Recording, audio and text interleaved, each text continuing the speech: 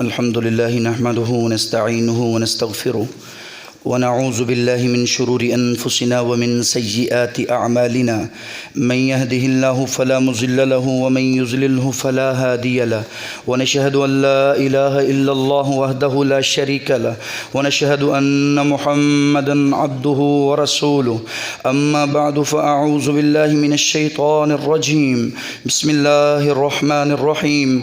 يا أيها الذين آمنوا اتقوا الله وقولوا قولا سديدا يصلح لكم أعمالكم ويغفر لكم ذنوبكم، ومن يطع الله ورسوله فقد فاز فوزا عظيما.